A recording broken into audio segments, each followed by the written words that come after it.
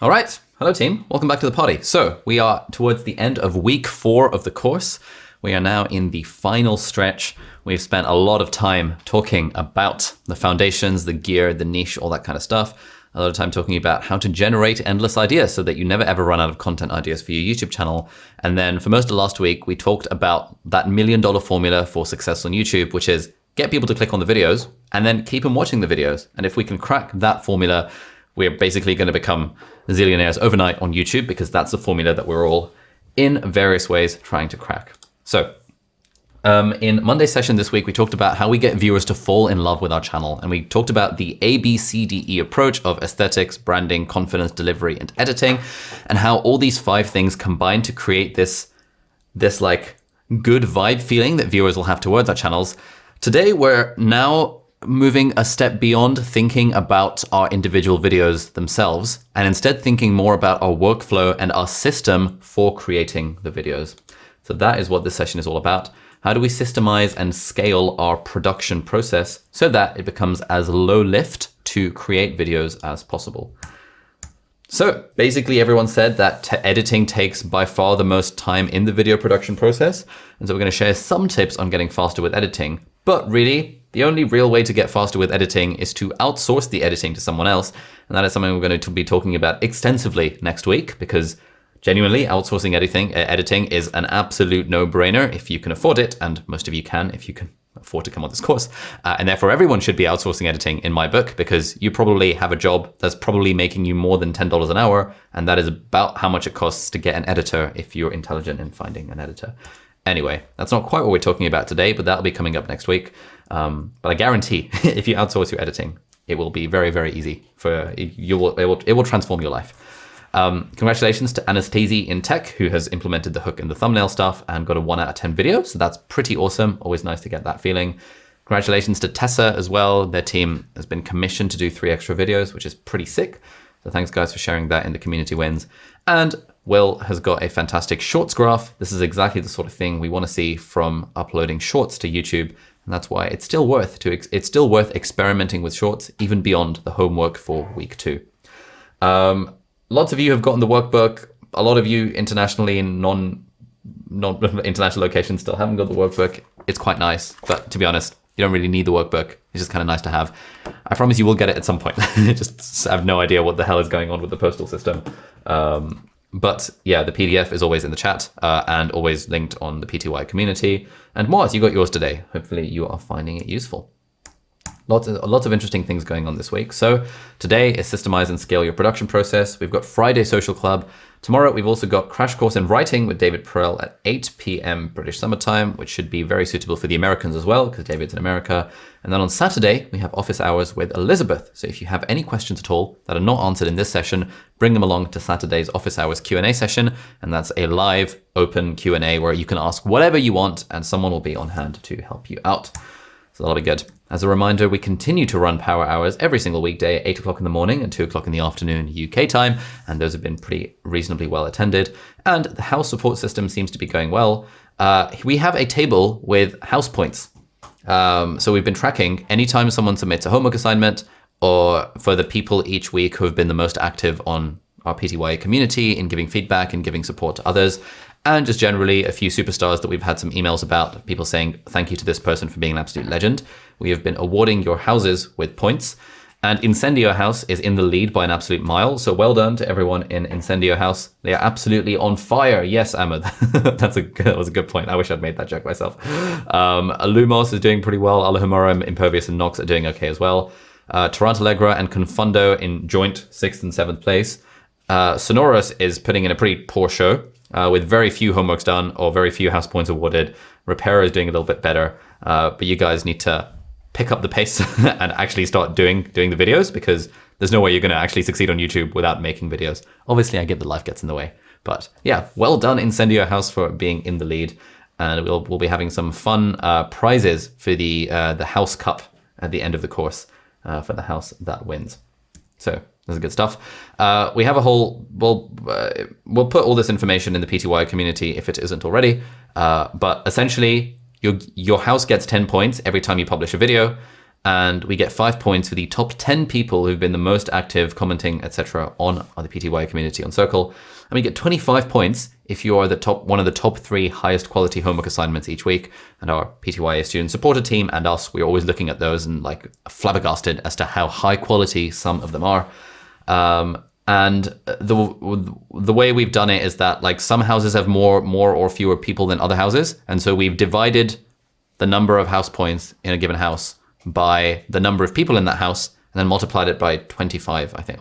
Multiplied it by a constant to make sure that essentially house points take into account how many people there are in your house. And so really it's house points per capita per member of house, which is the thing. And so if there are lots of people in your house and lots of you are not doing the homework, you're going to have fewer house points compared to a house with fewer people where more of them are doing the homework. So basically everyone's contribution counts. And if you are dead weight, i.e. you're in your house session, you're part of a house and you're not doing the homework assignments, then you are holding your house back, I'm afraid.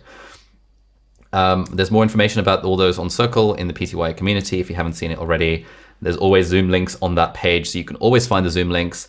We also have a Google spreadsheet that Angus is going to link in the chat right now, where if you still, in 4 weeks into the course, still don't know what house you're in, look at that spreadsheet and you'll find yourself in that spreadsheet.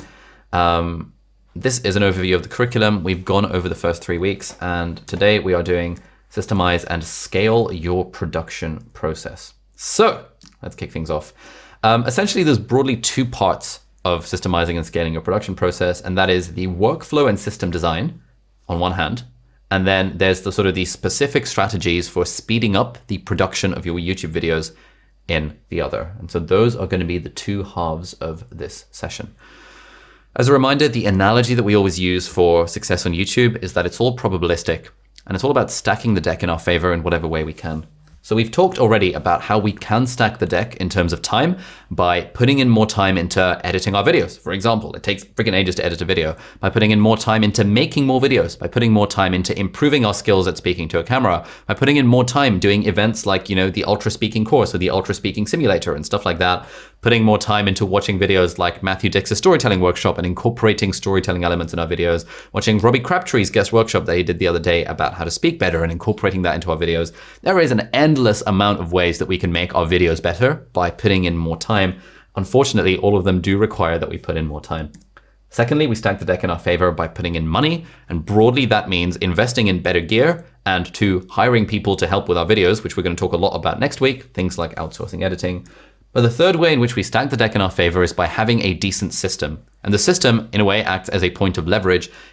A decent system will multiply the force, or the amount of energy or the amount of work, the amount of time we're putting into our videos will become multiplied when you have a decent system. And in this session, we're going to focus on that system component of it, and we'll be touching on the system in week 5 and week 6 of the course as well. So let's talk about building a system. The E-Myth Revisited is like the updated version of it, is a book that I read mid-2019 and completely changed the game for my YouTube channel and any business that I'm ever going to run in the future. And once I read the E-Myth, I was like, oh my God, I wish I had discovered this 5 years ago, because I made so many mistakes when running my first business. SixMed, this was like a medical school admissions business. I made tons and tons of mistakes while doing that, mostly around not really understanding what the hell a system is and how to make one, and not understanding the different roles of people in the business, or even me in the business, the different roles of the entrepreneur, the manager, and the technician. And I was so much focused on being the technician, like just making the stuff, making the content, teaching the courses, making the videos, that I never took a step back. And I didn't even know that I could start thinking like an entrepreneur, or I could start thinking like a manager.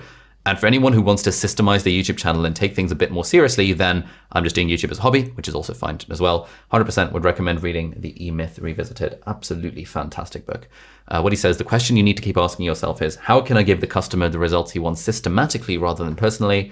How can I create a business whose results are systems dependent rather than people dependent? In the first half, we're going to talk about all the different workflow strategies that you can use. And the first main one is the content calendar. We're going to do some interactive stuff where I'm going to show you how this actually works in real life. But essentially what we want to start doing from now on, if we haven't already, is we want a content calendar which tells us when we are publishing each of our videos. I'll show you what our Notion page looks like for our one. But broadly, the way that we do it is that we're publishing 2 videos a week and 1 short on top of that. And we always have those planned out at least a few weeks in advance. Sometimes the video hasn't even been written. Most of the time, it's not been filmed that far in advance. But having videos in the content calendar means that before content calendar, I was very much like making one video at a time and uploading it to my YouTube channel. But once I switched to a content calendar type system, which is pretty obvious, like every editorial agency, company, media, broadcasting studio, TV production company, they all have an editorial calendar, and just incorporating and starting to use an editorial calendar is itself a game-changing innovation if you haven't started using one already. Essentially, I'm going to show you what that would look like for those of you who are not entirely like pros at using Notion. Let's resize this so that it looks reasonable. And zoom out a little bit. Okay, this is what our content calendar currently looks like. So it's planned out like this week, 2, 3, about 4 or 5 weeks in advance. And some of these videos are videos that we filmed. I'm trying to live more intentionally. This one is already edited. How I only work 4 hours a week is already with the editor. The mindset that changed my life needs to be filmed. So we've got the tag ready to film. We've got a short that's already up. How I run a $3 million business part-time. We filmed earlier today. How to live longer and healthier. We're going to film next week. This is a short that's already been edited. Plant, grow, and harvest, or whatever this video is going to be called. Haven't quite figured out a title for it. But the point is, when you have a content calendar, it becomes very easy to start thinking more medium term when it comes to creating content for YouTube, and less short term, like, oh, I need a video this week. I need a video this week. So what I'm going to do is I'm going to create a entirely new video ideas. Lots of you should already have a video ideas database, but just in case you haven't and you're starting from scratch, I'm just creating a new page in Notion. Again, the software doesn't really matter, but Notion is specifically quite useful for this. I'm going to start by just making it as a table. And now I have a video ideas table where I can say video title, and I don't even need this. Let's just say video title. Can people in the chat, give me some ideas for video titles that we can just use to illustrate this point? How to work from home, how to find an Angus. Yep, nice one. Ali and his cat. Why I'm so handsome. Thank you, Adam, most kind. How to do 100 push-ups in a row. How to work even when you're tired. Why I lie to my YouTube audience. That's a good title. How to get 6-pack abs. Learning how to be collaborative. Not a great title. How to work better with others. How to work in a team. How to water plants productively. Great.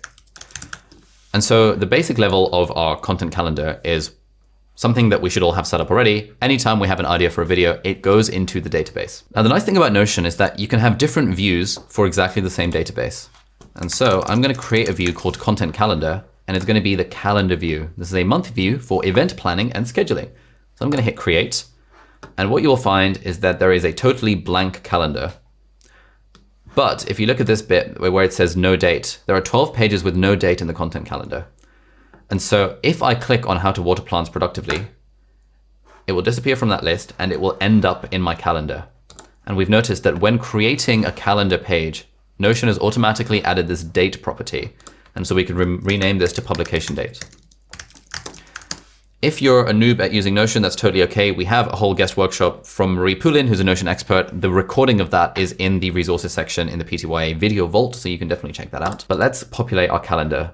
Basically, I'm just going to click on all of these and it will end up in the calendar in some capacity.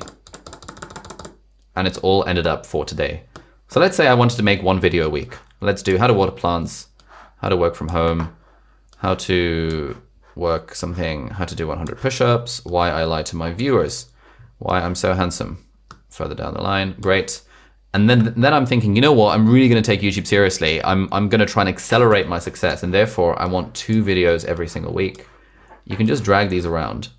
And now what we have is a magical content calendar. Already, this makes it infinitely easier to create content because now you know what video you're going to make next week and that week.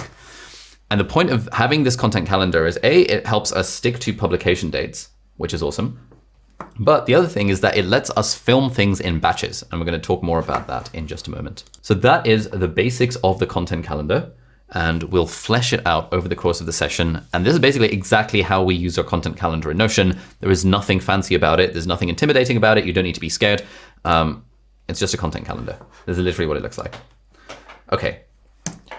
So that's innovation number one that we should be using from like right now if you haven't started using one already. Innovation number two is the Kanban board. And again, this is another way in which Notion is really helpful because having stuff in a Kanban board is surprisingly helpful. Toyota apparently started using a Kanban board with their production line, and people were just like absolutely floored back in the day, like, oh my God, this is revolutionary. But really, all a Kanban board is moving stuff across different stages of production. And so level 0 of a Kanban board is, if we go back into Notion, I'm going to create a new view. So the default view is a table. My content calendar view is a calendar view.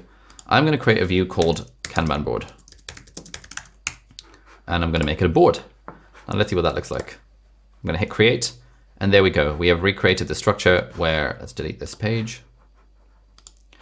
Everything in my video ideas database has no status because currently we've not added a status property to our thing. The thing that we want to get to is we want to basically have level 1 Kanban board where we've got videos that are having no status, videos that are in production, and videos that are being published.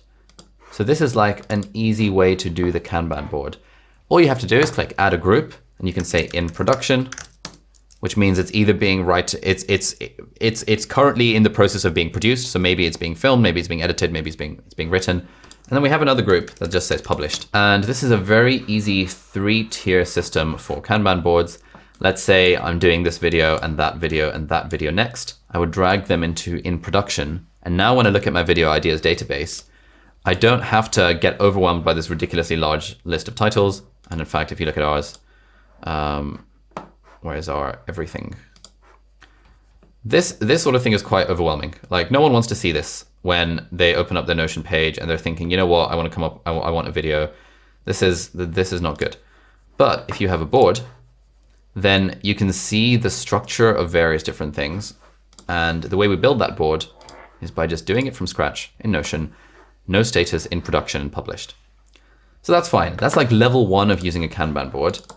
It's already more helpful than just doing it in your head or with a single list. But really the thing that I want us all to get to, and you can kind of start that from today, is thinking about it in terms of different tags. So we can have a video which has no status, which is just an idea. When we're actively researching something, it can go into the research camp. Then when we move it onto writing, we can go into the writing camp. Then once it's filmed, it can go into editing, and then it can get published. Now this is super easy, and yes, Catherine, it is fairly easy to get to grips with the Notion. There are tons and tons of beginner tutorials on YouTube, and it takes about 15 minutes to become familiar with it.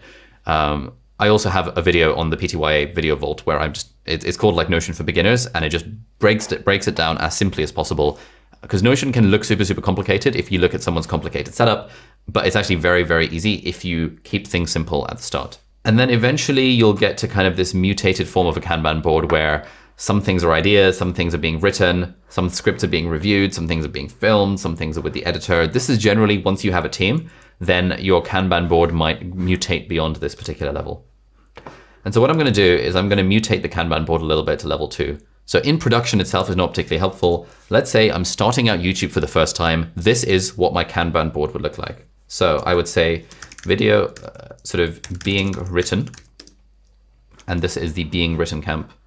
I would say ready to film, it would then go over here, and then I would go ready to edit, and then I would go currently being edited, and then I would go published. And this is the process of Kanban boards that I would probably I'd probably use. You can always add more. You can always take some of these away. Maybe ready to edit and currently being edited, you can remove. But I think with this stuff, it's really obvious when stuff goes from one thing to the next.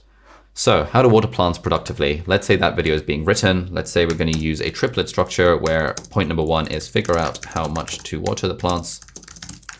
And you can do that by Googling it. Let's say number 2 is buying a watering can, Amazon. And number 3 is calendar reminder each week to water the plants. And that can be on calendar. So let's say this is the structure of my video. That status is being written. Now that that video is ready to film, I can stick it into the ready to film category, and that's nice. And now, when it comes to me having a filming day, once I've set up my lights and the camera and the microphone, all I have to do is look at what is in the ready to film category, and let me just talk to the camera and bang, bang, bang, bang, bang, try and film more than one video in one sitting. Because that's one of the keys to being a good part-time YouTuber, being able to film multiple videos in a single sitting. It's something a lot of us probably haven't done yet, especially if you're a beginner, because usually the bottleneck is in, I need to come up with an idea, and then I need to write it, and then I need to film it, and then especially as the course is going on, where there's so many things happening, it's hard enough to keep doing the homework every week. But certainly the place we want to try and get to is one where we've got videos being written, and it becomes this sort of pipeline production line type setup, and more mimics what a actual business would use in their production line, and certainly what all the big editorial companies use for their production line.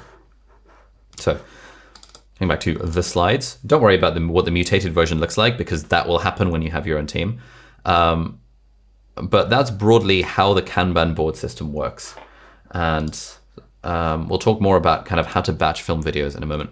So far, we've talked about the content calendar as being a game-changing innovation. If you haven't started using it already, you can literally open up your Notion and start using it right now. Or you can use a paper calendar if you're into that sort of thing. The Kanban board is also a game-changing innovation for workflow, and we'll talk more about exactly how I would use a Kanban board later on in the session. The third key kind of theoretical principle is the terminology that I got from my mate Tiago Forte, who runs the online course Building a Second Brain. And that's the idea of slow burns. Now, normally when we start off doing any kind of creative output, we tend to think of creative output as being a very heavy lift, like, I've got to sit down and write this blog post, or I've got to sit down and make this video. And it's a very, very, very heavy lift. Whereas instead, the way we want to move towards thinking about content and about content creation is that it's all a bunch of slow burns. So if you imagine having having a stove with like tons of burners on it, and you can have a different pot on each one, and you just turn them all on, and they're all like slow burning away, and they're all kind of simmering. And some of them are at different stages of being cooked than other ones. Something might be fully ready and is just being warmed. Something might be, you're cooking the raw chicken. I had a bit of raw chicken last night, ended up on the toilet quite a lot. It's kind of sad. Freaking hate raw chicken. But you might be cooking the raw chicken, in which case it would be at an earlier stage of production. And this is exactly how we can think of our YouTube videos as well. One example that I like is, damn, I can't click on this. Let's find it on Notion. So this was a video that did really well for our channel, how to get started with investing. I think it's got over 1 million views. It keeps on bringing in subscribers, and its CPMs are amazing. But the point is that, this is what the script kind of looked like. It took a lot of research because it's a very like in-depth, like half an hour long video. But this video was the perfect example of slow burns. So if I show you the history of this page, you can see that the last change was made in December 2020, probably when we updated it. And yeah, this video was published in October 2020. But I actually added the idea to the database on February the 6th, 2020. And all I did was add this, title, how to get started with investing, and adding in this thing, maybe where hook equals how Buffett's wealth was built by compounding. I read this article, again, using the birdsong technique. As we've seen in the idea generation session, I shared it straight into Notion. I called it how to get started with investing. And now that video went on the slow burner. And over the course of like 9 months, not 9 months, October to February, over the course of 8 months, that video got slowly more and more cooked until the point where it became a really, really successful video. So let's see. So this was February the 6th, February the 9th. Anything interesting about this? I added an icon to it, nothing particularly funky. Then 3 months later, on May the 25th, I remember this. Basically, I was on a night shift at work, and it was like 9 p.m. and I had another few hours to go, and there was nothing really going on. So I was just chilling on the Windows computers, sort of pretending to look busy, as one does when one is at work and one has to be there. And I got a message from a friend saying, "Hey, I'm thinking of getting started with investing. Do you have any advice?"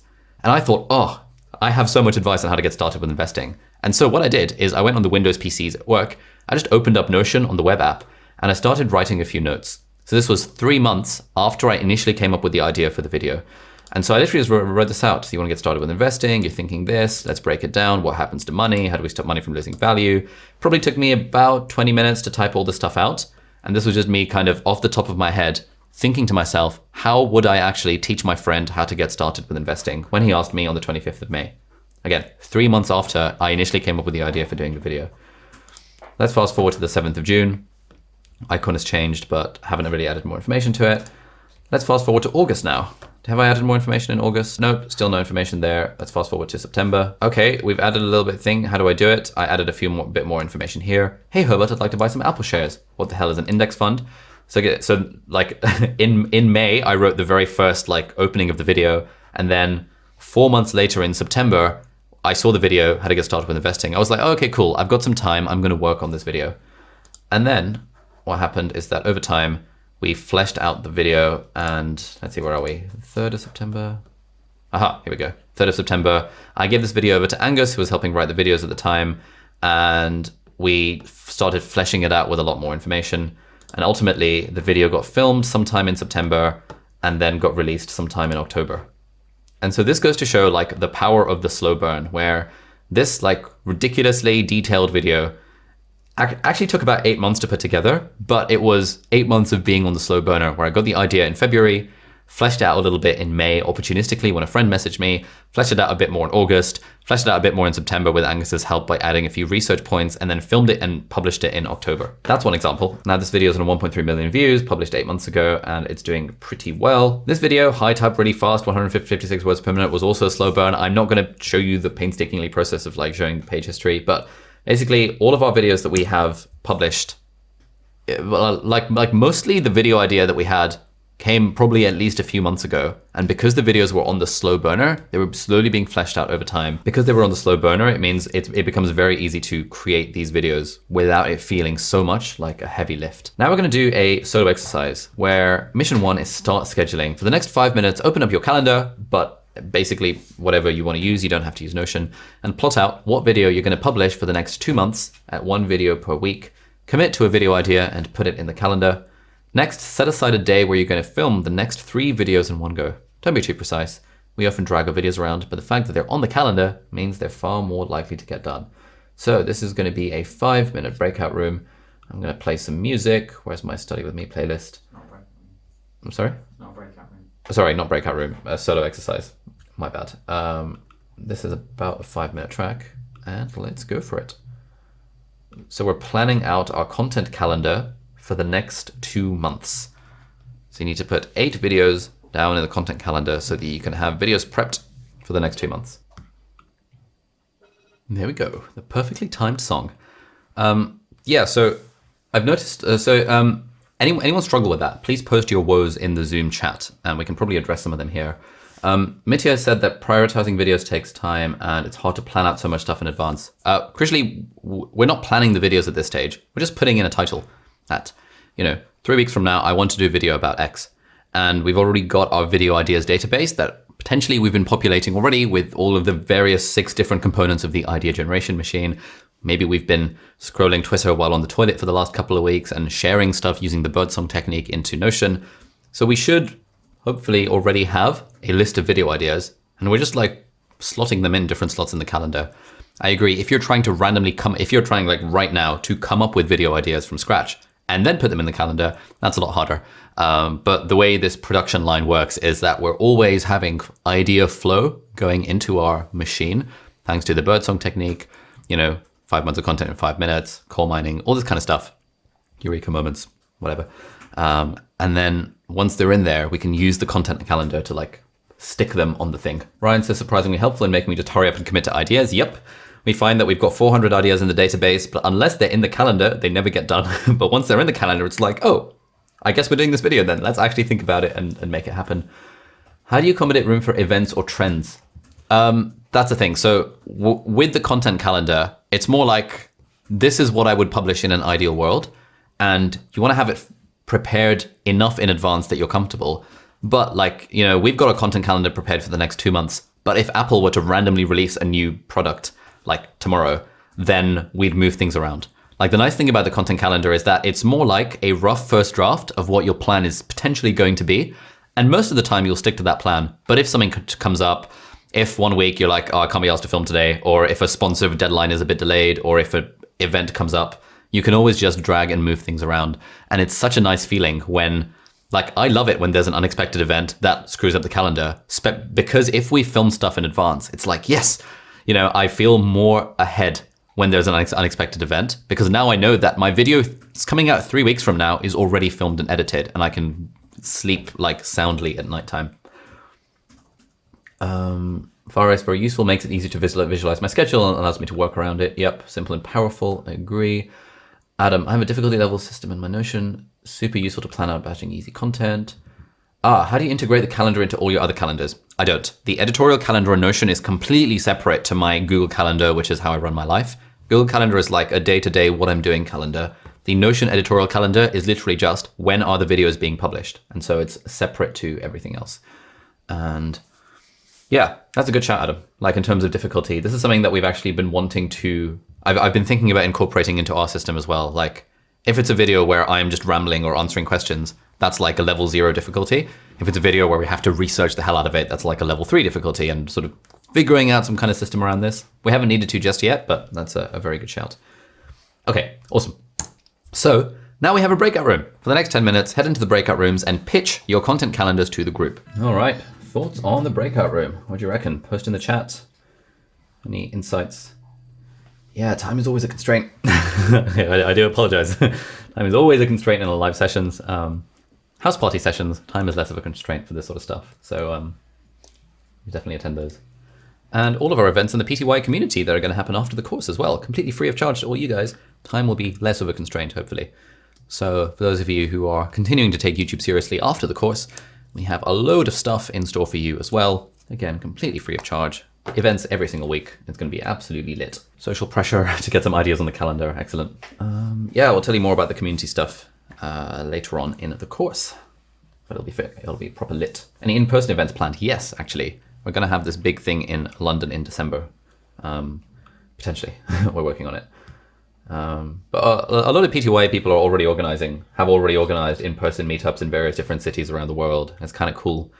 I never get invited because I'm not cool enough, but like, you know, what can you do?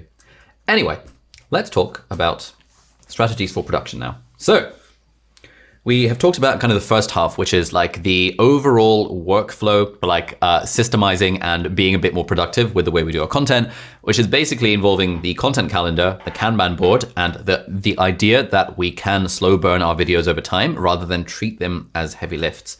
Let's now go through each of the kind of 5 steps in the production workflow, and I'll share what has been the game-changing insights that have really worked for us over the last couple of years.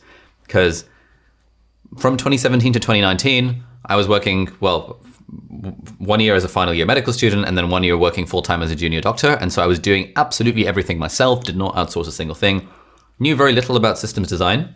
And that was quite hard. Like stuff really felt like a heavy lift, but I stumbled across these little bits because I was always listening to podcasts from other creators and talking to people and watching tons and tons of YouTube tutorials about this sort of stuff. And I started incorporating bits into my workflow while I was a solo creator for those 2 years. And then in 2019, 2 years later, I outsourced editing for the very first time. Suddenly my mind exploded. I was like, oh my God, this is the best thing ever. And over time, we've developed more and more tricks and techniques that really help turn this whole thing into like a scalable system of sorts. And we've literally hired a consultant. He's very expensive, annoyingly, for the last few weeks, who's working with us 2 days a week to basically just live inside our Notion workspace. And he's been having calls and interviewing all of the different members of the team and trying to figure out what are the current pain points with our current workflow, because I think our workflow was pretty great for a team of like between 1 and 3 people. But now that we have a team of 10, we're having to level up the workflow even more. And so if you have a team of between 1 and 3 people, then all of these ideas will work really well for you. If you have a team of more than that, then lots of these ideas will still work, but it will start to get messy, and I will update you about how it works for a team of 10 once we've figured out a system for that. Thankfully, not many people in the course have teams of more than 3 people who are helping them with their content production. Anyway, let's start with idea generation. So how do we systemize idea generation? Well, we do it by using our idea generation machine, which we have already talked about. We're not going to go over that in very much depth. Basically capturing systems and generation systems for ideas. Capture Systems, Eureka Moments, the Birdsong Technique, and Coal Mining, and Generate Systems, 5 months of content in 5 minutes, Ask the Audience, and Ethical Analytica. All of these are things that we've gone over extensively in week 2 of the course. Was it week 1? I think it was week 2. Week 2 of the course. You can look over that, and there is like a summary of all these methods, so we're not going to go over those in very much detail.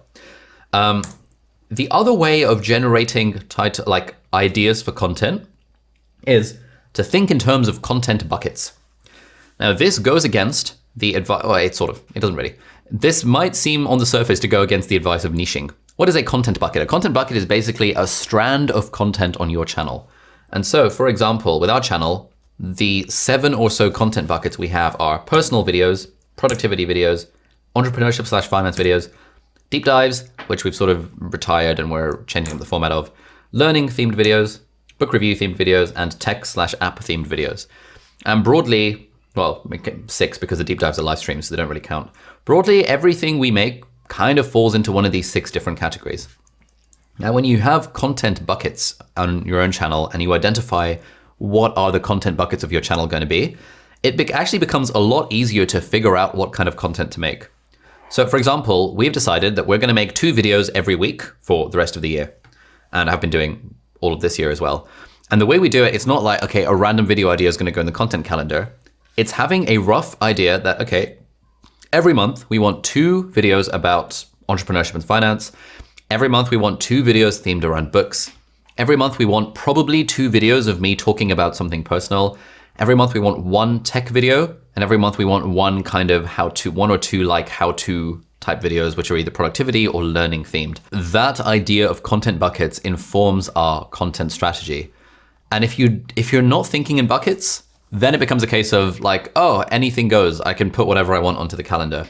But when you are thinking in buckets, it actually becomes easier because now you're like, oh, okay, this month, I just need 1 tech video. What's it going to be? Oh, well, these Sony WH-1000XM4 AirPod thingies came out. So let's do a video about that. Great, that's our tech video for the month. What's going to be next month? Well, next month is August. There's no Apple events happening in August. Oh, we have the Microsoft Surface Laptop 4, so we'll do a video about that next month. October, Apple event in October, we'll do a video about that. August, September. September, Apple event. October, the new iPhones are coming out. That's that tech video. November, there's probably going to be something else announced at that Apple event, so let's pencil that in for something Apple themed. And we've planned out our tech videos for the next year in like 30 seconds just by thinking about the content buckets. When it comes to knowing, okay, every month we're going to make 2 videos roughly themed around books.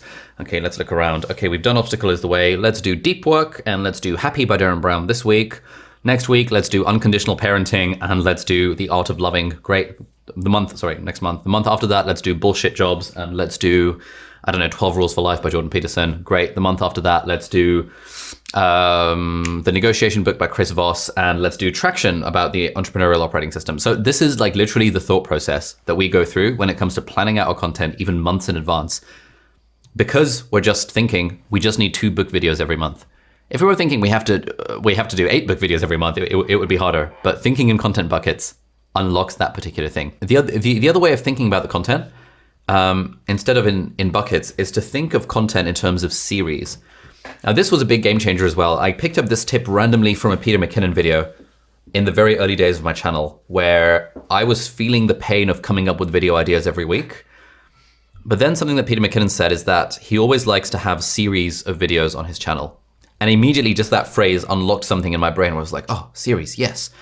And I realized that given that I needed to put out at least 1 video a week, every month I could do a monthly favorites series. And it's pretty easy talking about, things I've enjoyed that month, a book, a podcast, a blog post, a physical product. And I was like, great, that's 1 video a month that's completely sorted because by default, it's going to be a monthly favorites video. And the monthly favorites videos went down pretty well. They were always very fun and easy to put together. They were always quite varied. People seemed to really like them. Did perform hugely well on the numbers, but hey, didn't care. It was a more community video that was building a connection with my viewers. And now that we stopped doing the monthly favorites, I still get comments being like, oh, bro, when are your monthly favorites videos coming back? Because people really liked them. So that was a series. And as soon as you start thinking, oh, this is a series, you just immediately unlock, like, sort of it reduces your need to come up with more video ideas.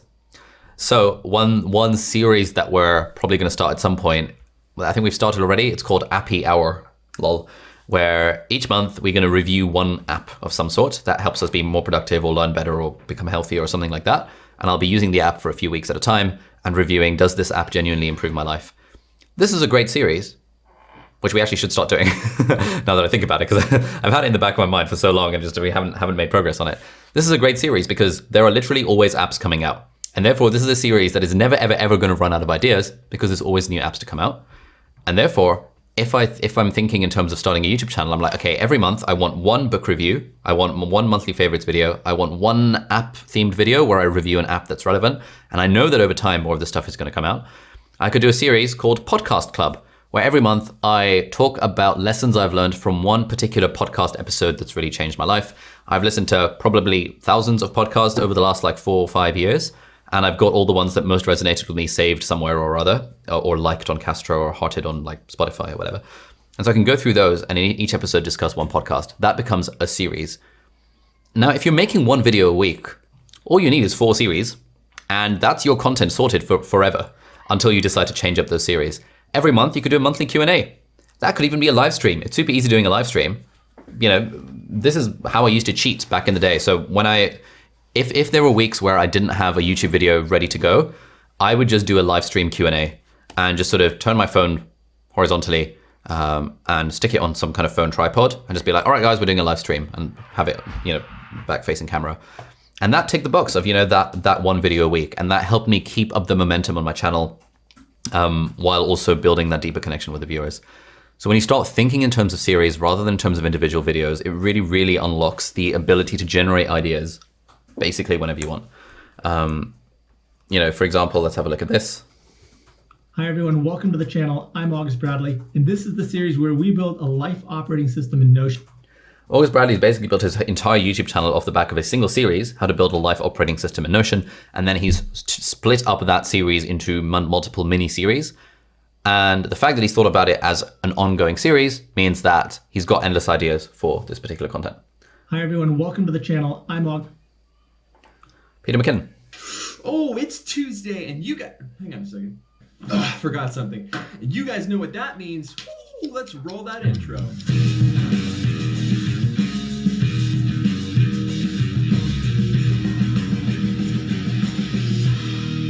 What is up, guys? Welcome back to yet another 2-Minute Tuesday. So great to have you here and see all your smiling faces. If you are amongst the Canadians that watch this channel, happy Thanksgiving. I hope you guys had a great weekend with your family and friends. Now to the topic of today's video. What is the Canon 50mm 1.8, which is also referred to as the Nifty 50. So Peter McKinnon has this ongoing series that he's been doing for the last like 3 years called 2-Minute Tuesdays, where it started off videos underneath 2 minutes, but then they would always overrun, and it became like a running joke on his channel. It became one of those rituals and icons that we talk about. One of the things that viewers freaking love, the fact that 2-Minute Tuesdays is never 2 minutes long. And so he'd be like, let's put the timer on, there'd be a sound effect, it would be like a 2-minute timer counting down. And then the 2 minutes would go, he'd still be talking for another 10 minutes, but there'd just be a little emoji being like, huh, oh well, like shrug emoji or something like that.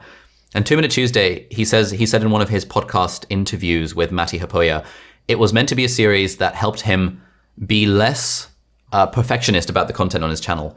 Because he's a photographer, videographer, YouTuber, he needed his content to be like on point every time. And he felt like 2-Minute Tuesdays would allow him to be a little bit more chilled out about the content.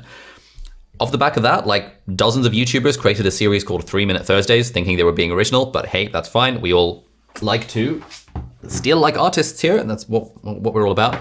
But the point is, 2-Minute Tuesday gave Peter McKinnon a very easy, repeatable series where every Tuesday he knew he could just talk about a topic for 2 minutes. That was a fantastic method. Tuesday, and This is one of our series. Have you ever wondered, how did people get ahead? How does someone like Elon Musk succeed where others have failed? We're often told that success is directly correlated with hard work, that we won't get anywhere without putting in 10,000 hours or by working 100-hour weeks. But what if that wasn't the case? What if those who'd succeeded simply had an unfair advantage over their competitors? And what if we find out that we've all got our own set of unfair advantages that we can use to succeed in our lives as well? Hey friends, welcome back to the channel and to the very first episode of Book Club, a new series where I am going to be summarizing key insights from books. And today we're talking about the... Wow, I was really sunburned here, and the audio was a bit weird. But incidentally, this was the very first video that Angus edited himself for the channel. Angus knew nothing about editing, and then he joined the team, and then he took my Skillshare class, and then he was editing videos for the main channel, and now let's have a look at this video. How's it doing? About the unfair advantage. This video is on nearly 1 million views and has driven loads of sales for the book for Hassan, who is the guy who wrote the book, and he's become a friend and mentor, and he actually gave a guest workshop. And this was the first time we met when filming the interview for this book club episode. So well done, Angus, for editing that and doing a great job at a video that's nearly on 1 million views. So this was a series. I think I had the idea in the shower at one point that, oh my God, I need to do a series where I review books. And then immediately the series light started flashing in my mind. I'd be like, yes, this is a way to never, ever, ever run out of content ideas, because every month there are zillions of new books that get released. And then the next step was, oh my God, if I can create like a really high quality book review anytime a new interesting book comes out, then hopefully when authors are doing their book tour, one of their stops is going to be my house, because they know that, let's say James Clear is releasing his Atomic Habits 2 or his new book. He knows that Ali Abdaal is going to create an absolutely banger video out of his book, which is, sorry, doorbell's ringing. I hope you can't hear that. Ali Abdaal is going to create an absolute banger video out of this book, and it's going to be the best book summary in the world about his book. Therefore, he's going to rock up to my place in Cambridge or wherever and consent to being interviewed so that we can include that in the book. These were all the thoughts running through my mind. And I was thinking, oh yes, this is going to be a series, because a series means I'm never ever going to run out of content ideas. So all this kind of stuff lets you figure out, please never shave again. All of this stuff helps you think in terms of series and helps you never ever run out of Have you ever content wondered- ideas. This was another one, Journal Club. Didn't keep it going, but it was an idea. Anyway, so those are ways to systemize idea generation. We've got our idea generation machine, the 6 components of that. We've got thinking in content buckets for your channel, and we've got thinking in series rather than thinking in individual videos. And all of these mean that you'll never, ever, ever run out of content ideas. Let's talk about what we can do to systemize and scale the production, the workflow with writing now. The first one is, when it comes to writing, the thing that holds everyone back is just overthinking about the content. It's actually surprisingly easy to plan videos, especially if you're talking about a topic that you are already familiar with. And when we did our session where we talked about the triplet technique, we took, I think it was Nikita's video idea about something about Facebook ads or running an ad campaign, no, validating a business idea. And within like 2 minutes, we planned a pretty solid video about it. And because he knows about the topic, he could very easily then turn that into a video just based on a few talking points. But the reason a lot of people struggle when it comes to writing the videos is just like overthinking and thinking a video needs more preparation than it actually does. If you're talking about something that needs extensive research, then fine, okay. This is why I generally recommend avoiding topics that require extensive external research, and instead talking about topics that resonate with you personally, topics that if someone asked you in a coffee shop, how do you get started with investing, you would be able to explain it. If someone asked me in a coffee shop, how do I get started with YouTube? I would be able to explain it. If someone asked me in a coffee shop, what is the evidence that sleep contributes to Alzheimer's disease? I'd be like, oh God, okay, I'm gonna need to research that. And that means that's probably not a video that I wanna do very often. If someone asked me in a coffee shop, is coffee good for you?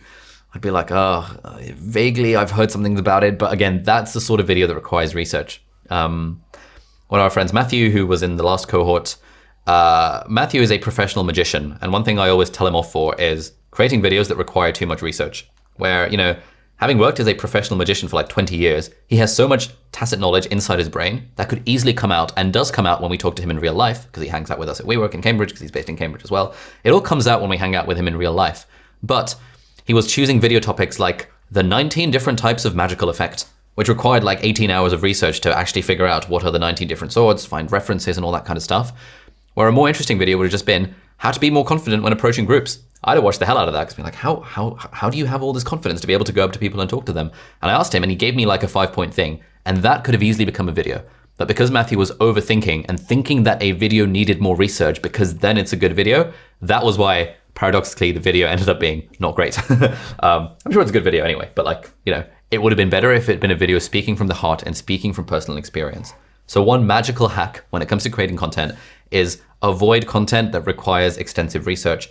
You can do it, fine, but you recognize that if you create content where you're speaking from personal experience, the sort of stuff that you could just off the cuff teach someone if they asked it to you in a coffee shop, that is the sort of content that will make it much, much easier to sustain the habit of putting out one video every single week. I'm trying to think, anything else when it comes to writing videos? Yeah, we talked in one of the previous sessions about FBR, fast, bad, and wrong, that when it comes to planning out videos, We don't want to, again, we don't want to overthink them. We just want to get a first draft of bullet points down on the page. And then often we can just create the video based on the bullet points alone. There are some creators that script their videos word for word. It is broadly a strategy I don't recommend because it takes ages to script a video word for word.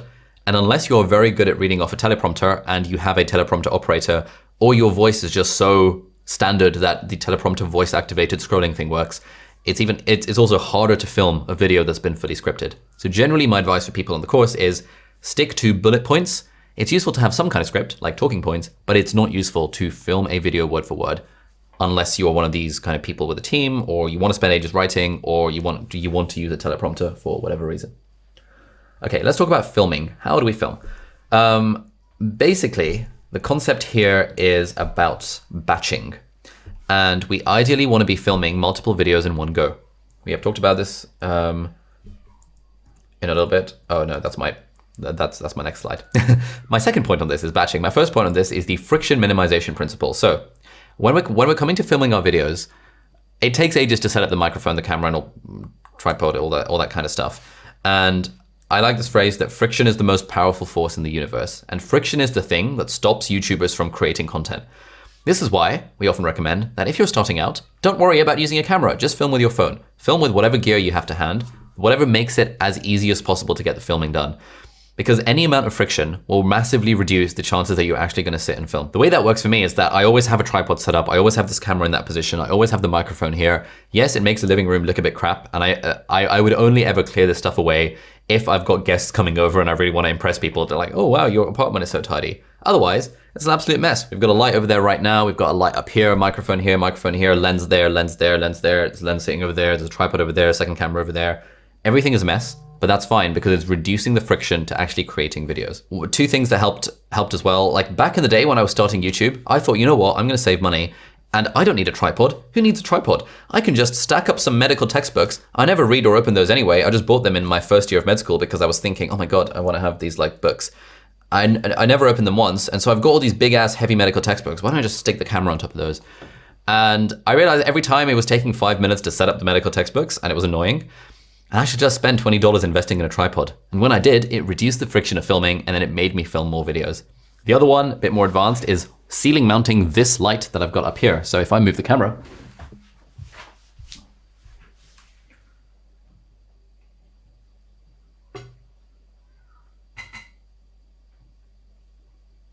you'll see that there is a ceiling mounted light over here.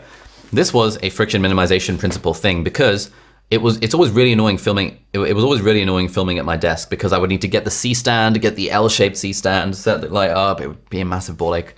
And I realized one time, I think it was my housemate Sheen who suggested it, that, why don't you just mount this light on the ceiling? And I was like, oh my God, that's an incredible idea. So I got some handyman, I think Elizabeth found him, paid him like 50 quid and he ceiling mounted the light. And now the light is always ceiling mounted and I can always take it off, unscrew it from the thing if I need to, if I've got guests coming over, and I sometimes do. But otherwise, it just sits there. And whenever I want, I can just take the remote, which is currently not to hand, and just turn it on with a single click, and then I'm basically ready to go. So the overall message here is that when it comes to filming, whatever you can do to minimize the friction in filming the content will make it infinitely easier to film the content. This is why having a camera that has a flip out screen where you can see yourself is, again, game changing. Weirdly, with Sony cameras, it was only about a year ago where Sony released cameras that you could actually see yourself filming. So we had to all use external monitors and stuff. External monitors are quite expensive. It was like 500 quid for an external monitor. But even that massively reduced the friction to filming, and so it was very ROI positive. Flip out screen, tripod, ceiling mounted lights. Having lights on a C-stand that always stay there. You can always point them upwards to take up less space in your living room. But generally anything you can do to minimize the friction of filming videos will make it easier. The next one is in terms of batching. So we've talked about our content calendar already, where we figured out these are the videos I want to create over the next 2 months. What we also want to do is create a day, like put a day in the calendar, like a filming day or a filming afternoon or a filming evening or a filming weekend, where when you're free, you're going to film multiple videos in one go. Now, the first time I did this, my mind was absolutely blown. I did this in like June of 2019. So 2 years into doing my YouTube channel. That was the first time I filmed more than one video in one sitting. And the way, you know, at the time, these were all the videos I filmed in one day. How I built $1 million business in med school, how I read 100 books a year, iPad versus Kindle, assumptions, answering your assumptions, how I manage my time as a doctor. I think there was one more. I filmed like 6 or 7 videos on this one day of filming because I happened to have a day off. I happened to have like 2 days off from work, like in the middle of the week, because I'd been working weekends and then you get a bit of time off. And all of these videos did like really well. So, you know, how I manage my time, absolutely incredible for the channel. This was a video filmed in bulk. How I built $1 million business, it's pretty good. Reasonable CPMs, pretty good for the channel. How I read, did really, really well for the channel. We changed up the thumbnail after the fact, but it was filmed on that exact day with me wearing the exact same outfit. iPad versus Kindle, this video's done surprisingly well as well. Like these videos, again, I just sort of planned them knowing that I had this two days off work. While I was at work for the previous 2 weeks, I was like, okay, on like June the 27th, when I've got this day off, I need to film as many videos as possible. And so I planned all of the videos that I could, ready to film them on that day. I set up the lights, set up the camera, went bang, bang, bang. I think I filmed 2 in the morning, had lunch, filmed like 3 or 4 in the afternoon. And within like half a day or like a day of work, I had all this content filmed. This was around the time I started outsourcing editing as well. So some of these I edited myself, some of them I outsourced to a freelancer. And it was incredible because for the next like month, for the next 2 months, because I was making 1 video a week at this time, for the next 2 months, I literally had all the videos done. And so for the first time in my life, for the first time in 2 years, I was not stressed about putting videos out because we had this batched filmed backlog of videos. And since then I was like, okay, this bulk filming thing is absolutely incredible. So now what we do is that every week, Angus and I have a filming day. He's sitting here with me right now because today is Thursday and Thursday is our filming day. And basically from morning to evening, unless it's PTYA, in which case from morning till 4 p.m., we just film loads of videos. Yesterday, Elizabeth came over as well. We're starting a new YouTube channel for the Part-Time YouTuber Academy where we talk about YouTube tips and stuff like that. And we filmed 9 videos in one day. So Elizabeth had prepared them in advance, you know, just titles and talking points. We had a Zoom meeting on like Monday a few days ago, just going through the videos. Yep, this is what we're filming. And then it was like a well-oiled machine where she was sitting behind the camera and like, all right, Ollie, the next video is where we're talking about 6 mistakes beginners make on YouTube. Cool, done, that's fine. Let's shoot some thumbnails, bang, bang, bang, bang, bang, bang, bang. All right, Ollie, the next video is why you should find a niche. Here are the 6 talking points, bang, bang, bang, bang, bang. And I had the Notion open up on my laptop in front of me and we got through 9 videos in one day. That's the power of batch filming. Like that's our content sorted out for absolutely ages. Depends on how frequently we upload videos, but I'm thinking we want to do 4 videos a week. And we want to do 4 videos a week and get to the point where we're filming between 16 and 20 videos in a single day of filming because they've all been prepped in advance. Obviously, this is like an advanced thing, especially when you have a fantastic team around you, like Angus and Elizabeth and the rest of the gang who help come up with the video ideas and help write the videos. But even as a solo creator, you can start incorporating these principles of batching like I was doing over here in June 2019 and prepare the videos in advance through your writing and your bullet points and not overthinking the content and then filming multiple videos in one day. So that's a dream. 20 videos in one day. Let's talk about editing now. So we talked about idea generation, writing and filming. How can we speed up our workflow for editing? One of those ways is to have a B-roll library. I've mentioned this a few times before. Everyone should please have a B-roll library. It's going to be lit. If you haven't, this is what our B-roll library looks like. Your storage is almost full? What? No, that can't be right. You're in Shane's Oh, I'm in Sheen's account. Oh, thank God for that. I was going to say that I swear we have unlimited storage in Google Drive. There we go. 14.89 terabytes of storage used. That's fine. And it's unlimited. So hopefully that continues. Anyway, this is what a B-roll library looks like. B-roll, B-roll library, living room, iPad, kitchen, guitar, bedroom, medical, hallway, me when I'm young, exercising, desk, iMac, Paperlike, raw stuff. And we've just got tons and tons of footage. And so some of this stuff is like a year old. Yeah, April 2020 is when we filmed some of this footage and we're still using it in videos to this day. So Christian was saying the other day that, you know, some of it is probably a bit aged. So we should probably have another B-roll filming day. But it's literally like 200 shots of me kind of doing various things on an iPad, which we can use in basically anything.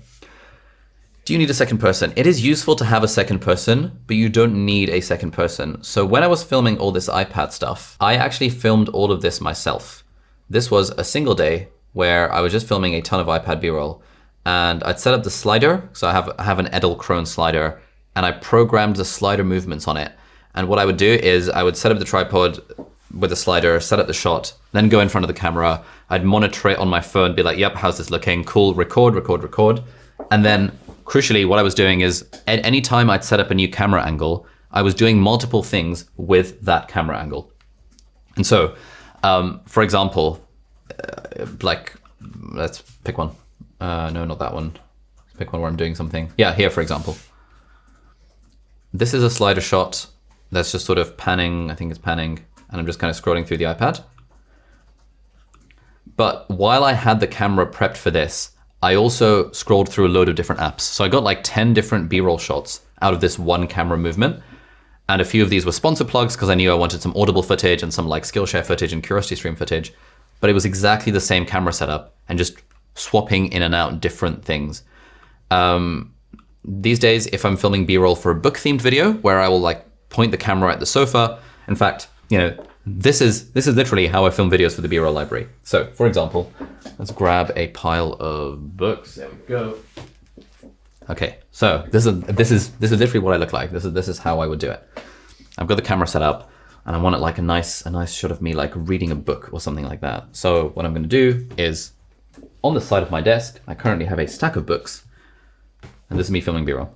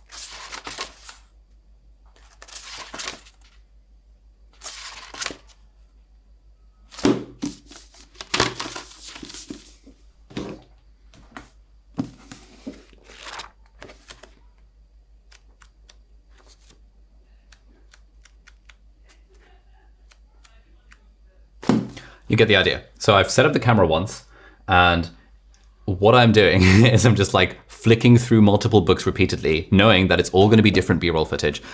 In preparation for one of the days where I was filming B-roll, I bought a few banter books off of Amazon. I got 50 Shades of Grey, I got the One Direction autobiography, I got What to Expect When You're Expecting, and I think there were a few others. And just to put in as Easter eggs in the videos, just for a bit of fun and games, and I added those to the books that I was kind of flicking through while I was on the toilet or on the sofa or whatever. So this is how you can create a B-roll library. So what I would suggest is the next time you're filming B-roll for a video and you've got the camera set up and you're happy with the angles, film more than one B-roll for that video. You don't have to keep stopping and starting the camera, just keep it rolling. And then when you put it into editing, you can just chop out the relevant bits of B-roll, export them as MP4 files, upload them to Google Drive. You'll notice these files are actually not that big. You know, 20 megabytes, 40 megabytes, 38 megabytes. Like, I'm imagining most of us are paying the $1.99 for some amount of Google Drive storage. You can just get these shots, and then these are just generally useful shots to have. And you've done the work in setting up the camera, therefore you might as well get multiple B-roll shots out of it. So B-roll library, 100% would recommend. A very easy way to systemize and scale your production process in terms of editing. Excuse me. The other thing I would recommend is using something like Frame.io. This is if you're working with an editor, it's very, very good. The other thing when it comes to editing is do I have Final Cut? It's been so long since I've edited a video, so I'm not even sure if I still have this on my, basically, I created a separate Final Cut file called assets. And within that Final Cut file, I had all of the transitions that I use. I had all of the sound effects that I care about. I had like full screen things. I had text. I had my color grade as an adjustment layer. And so I'll show you basically what this looks like. Let's blah, blah, blah, share the screen. Okay, Final Cut. Yeah, we've got time. It's all good. So this is Sheen's, because Sheen's actually been editing on my computer. So let's say I created like a lower third here. And I don't know, let's say the obstacle is the way, and I'm going to make it bigger, and I'm going to make it bold, And there we go. So let's say this is the kind of font that I want for the text on my videos. What I would do is create a separate project called Assets. Now Assets is its own timeline. And anytime I was creating something specifically for a video, I would just copy and paste it into the Assets folder. And so now I've got this extra Final Cut project file that literally contains a bunch of text that's formatted in different ways.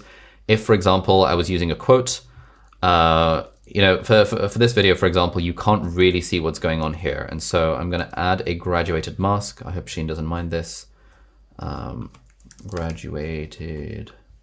Nope. I'm looking for, this is transitions, effects, masks, graduated mask.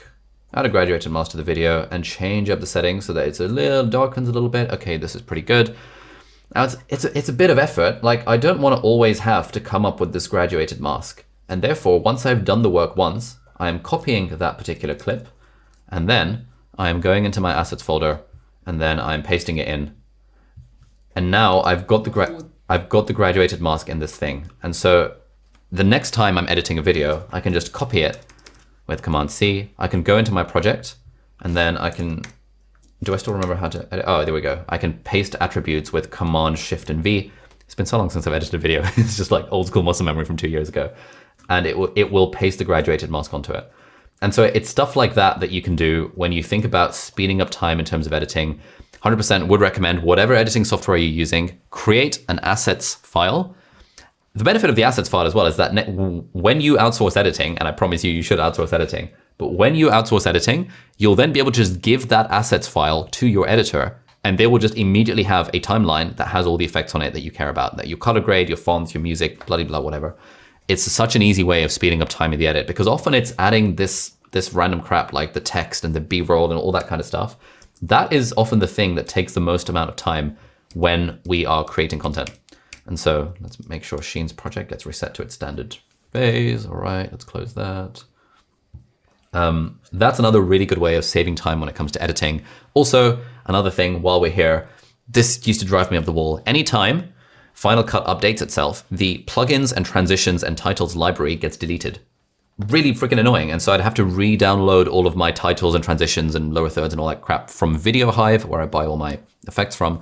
And so I realized, why don't I just save my titles and transitions folder, upload it to Google Drive, and then whenever Final Cut decides to update itself and delete those files, I can just download every single thing from Google Drive and just copy and paste it into the relevant folder in the Final Cut settings. And that meant, again, when I was outsourcing editing, I could say to Kevin, my editor, be like, hey, Kevin, I've got a bunch of titles and transitions that I use for my videos. Here is a link to the Google Drive. You can just literally just download them and upload them, add them into your own editor, because he was using Final Cut as well. And so it was those sorts of things that I used in my solo creator days to save time in editing that really helped outsource editing further down the line. So 100% would recommend that. Finally, when it comes to publication, not a lot you can do on that front. It takes a while to upload the video, takes a while to put a title, but one thing you can use is you can use vidIQ or TubeBuddy. TubeBuddy is what I'd recommend. We're actually going to cancel our vidIQ subscription probably because we actually don't use it for very much. But you can use TubeBuddy to kind of populate the tags for the thing that you care about. Tags don't really matter. Most people these days say tags don't really matter for the algorithm, but you don't want to have no tags because it just feels a bit weird. Like if there's tags, you probably should use them. And so we just use the TubeBuddy tool to automatically populate our published video with tags. And I've been doing this for the last like 3 years. I think I bought a subscription to TubeBuddy like 3 or 4 months into starting my YouTube channel just because I could see the return on investment.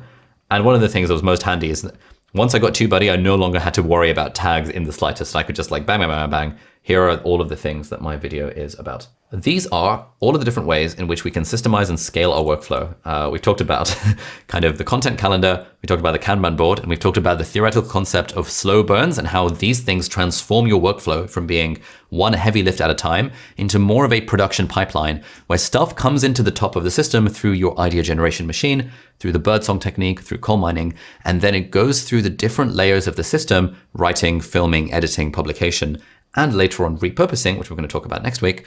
It goes through the system like an absolute machine. It's fantastic. And then at every single step along that way, there is stuff that we can do to speed up the workflow, like not overthinking in terms of our writing, like thinking in series and in terms of the content buckets in terms of our idea generation, like thinking in terms of friction minimization reduction principle.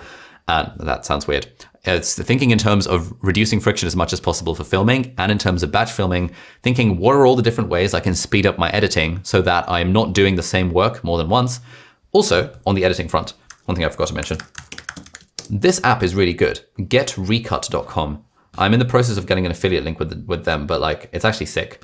Angus and Christian don't like it for whatever reason, but anytime I've needed to edit a video in the last like few months, this automatically removes the pauses from your video, and it exports the Final Cut project file with the pauses like pre-taken out, but it's not like destructive editing. It's, it conserves the whole timeline. So if it goes too ham on taking out the pauses, you can just delete that cut, and you can change the settings so that you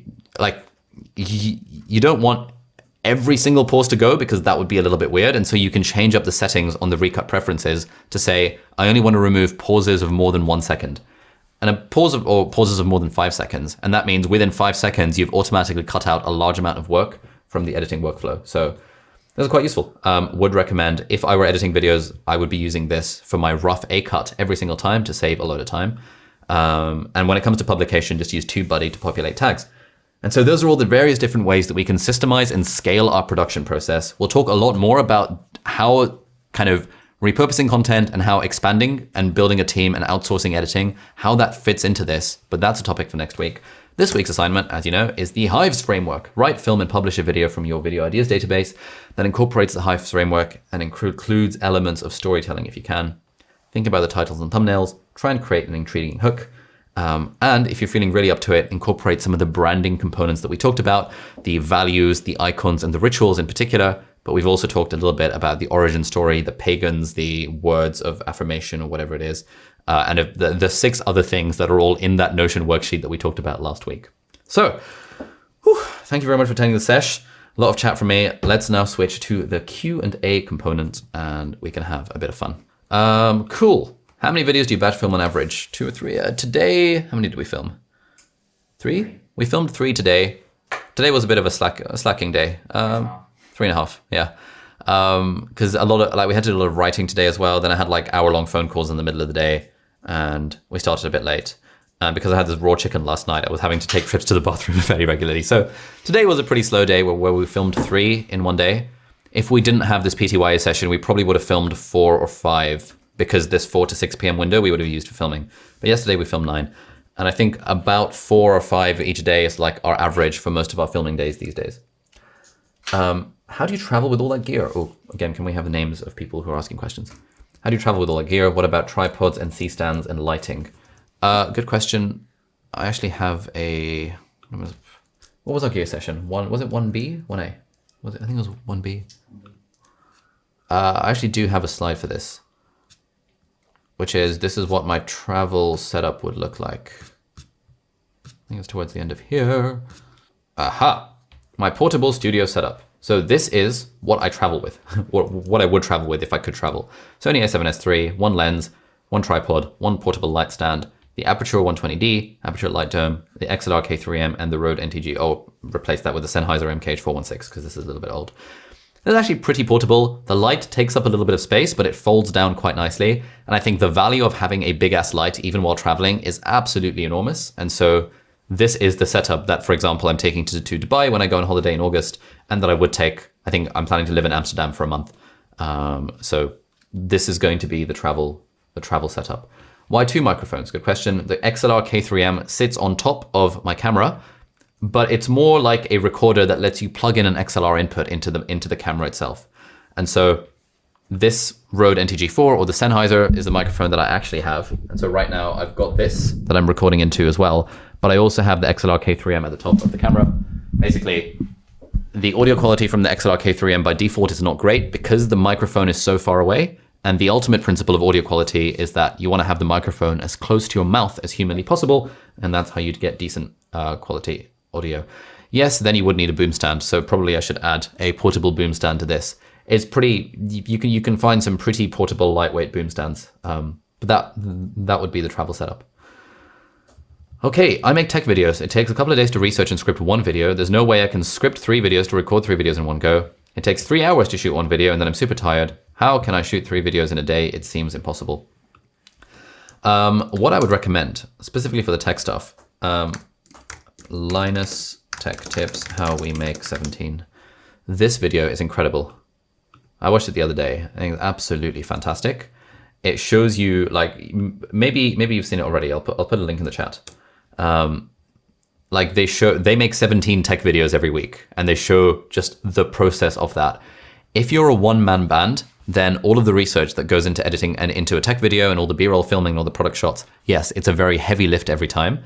But what I would suggest is you can outsource editing if you haven't already, and you can outsource scripting to an extent and research if you haven't already. I was speaking to another tech YouTuber, Jacqueline, Nothing But Tech, the other day. She was asking for my input on how to she's got like 200K subs or something like that, 150K. And she was saying, okay, it's a very, very heavy lift to film a tech video because of all the B-roll, all the product shots, all the research, all the fact checking. How do you do it? And we spent ages talking about, like, I spent ages trying to talk her into outsourcing editing because it's just a game changer. But also she's very keen to potentially outsource the script writing and research for a lot of these videos. So that's something that she's experimenting with. Okay. How do you communicate which takes the editor should keep when you don't know which ones are the best before you see them shooting? Okay. Basically, you don't need to worry about this. This is something that, let's make sure this microphone's out of shot. This is something that people worry about, but is not actually a thing. So the reason it's not a thing is twofold. Number one, editors are not dumbasses. Like if your takes were so wildly different that one of them stood out as being the best, they would use the best one. And usually that's the most recent one, because the more times you repeat something, the more comfortable you are saying it. And unless you sound like robotic and stuff, like generally it's the latest take that is the most, that is the final take that the editor is going to use. If it's a choice between take 5, take 4, and take 3, and you think the editor literally won't be able to tell the difference and it's just personal preference at that point it does not matter what take the editor uses, because clearly to them, they're an intelligent person, they're not a dumbass, this is literally their job. To them, they really can't tell the difference between take 3, take 4, and take 5. And so it's probably in your head when you're like, oh, in take 4, my nose tweaked a little bit, or in take 5, I put myself to the side, I don't like the side profile of my face. All of this completely like pointless stuff that none of the audience will care about, because if the editor doesn't care, then the audience also will not care. And so I get why this is a concern, especially if you're worried about how you're coming across on camera. You don't need to worry. When you outsource editing, if you outsource to the right person, they will know what the best take is. And usually the best take is the most recent one. Okay. How do you, do you delete FCP libraries of projects after publishing? What do you delete or keep after a video goes live? Good question. So I delete all of the libraries except my asset library, because I always have the asset library, and I only keep the final cut of the video in the 4K resolution, or in the highest resolution that I can. And so, for example, on the Google Drive, this is what it looks like. I think it's in finished stuff, finished videos. Yeah, so we've got like all of the finished videos. I feel like, yeah, Christian has more of them recently on his thing. So like, I keep the final encoded file, but I don't keep anything else. And if I need to do B-roll, then I export the B-roll and put it into the B-roll library, and then I delete the project file. Project files take up a ton of space, especially with all the optimized files, all the renders, all the source files. You don't need to keep any of that stuff. All you need to do is keep the B-roll library files and keep that very final video file. When filming multiple videos, do you wear the same thing? How about shooting thumbnails? So in the background, I have a t-shirt, I have a hoodie, and in my room, I have a pink shirt, a blue shirt, and a white shirt, and this sweater. And so today and yesterday, when in between filming each video, I was changing my top every time because I had like a collection of tops. We also were gonna film in WeWork, in like the local co-working space. And so I took 5 different tops to like in my bag, knowing that if I'm filming 10 videos, I wanna change my top every time, or at least not have it seem as if I'm wearing the same top for every video. It probably doesn't matter. Most people don't care. Most people probably wouldn't notice, but especially like the way it looks like on a channel, I think in the thumbnails in particular, if you're wearing exactly the same outfit for multiple thumbnails in a row, I personally think that's less aesthetic than changing up the outfit slightly. And so this just happens to be the outfit that I was wearing when filming the last video. I was wearing a pink shirt earlier today. I was wearing a blue t-shirt earlier today, and I was wearing a blue shirt earlier today as well. So I'd recommend changing the outfit or changing the top at least. Artif says, do you ever bridge a video over multiple days? Do you avoid it? Yes, if I have to. Sometimes if it's a particularly long video and I've gotten to one part and I've filmed half of it and I've realized, oh crap, I need to actually do more research for the second half, then I just think, you know what, screw it. I'll do the research and I'll film that video the next day. This rarely happens. I think I've done this like 2 or 3 times in my life out of the 400 or so videos that we put out on the channel. Generally, when filming a video, you might as well film it all in one go. Because of all the sunk cost and the emotional baggage and like, oh, okay, I'm gonna sit down. I'm now in the mode to film. And it's like Newton's first law, an object at rest will continue to stay at rest. And an object moving at constant velocity will continue to move until it's acting on its externally balanced force, blah, blah, blah, blah, blah. Basically, it's harder to get something going than it is to keep going once it's already going. And so once you have the momentum in filming, back in the day, I'd often stay up until like midnight midnight just to finish filming a video, because I would know that, oh, there's no way I'm actually gonna bring myself to film this again tomorrow. I just wanna get it over with. I know I'm gonna lose a little bit of sleep, that's fine. I'm currently filming, I need to just power through it and actually film this video. Okay, which part of your system do you think can still be improved the most? Oh, good question. Our current bottleneck is in idea development. So we've got a fantastic process for generating ideas, the idea generation machine that we've taught you, but the problem now is we have like 400 ideas in the Notion database, and we only have like 1 writer on the team. And sort of Elizabeth does a little bit of writing, but also a shit ton of other stuff, and so she's not really a writer on the team. What we want to do is increase the amount of writers on the team and have a process whereby anytime an idea goes into the machine, it gets triaged by one of the writers and it gets automatically developed if it's a good idea. Because right now we have a surplus of ideas and not enough manpower in terms of actually getting them into videos. So that's the bit of the system that we're trying to improve the most right now. How do you create nice backgrounds when traveling? Since the set design is so important, how do we get quality backgrounds? You can often find quality backgrounds when you're traveling. So I'm gonna be traveling a fair amount this year, hopefully once the world opens up. One of the things I'll be looking at when booking Airbnbs and hotels is how nice is the set design? How nice is the background? Is there enough space between the sofa and the wall? Or is there enough space in this living room that I would be able to film with a decent depth of field in the background? That's the stuff I'm looking for. If I was shooting, and actually, I'll show you. Here we go. This is ideal that we have this. Hit it! That's what I'm talking about. Hi, this is an Airbnb, and I'm gonna be here for the next couple of weeks, so I'm gonna need to set up a temporary YouTube studio from scratch. Let's get to it.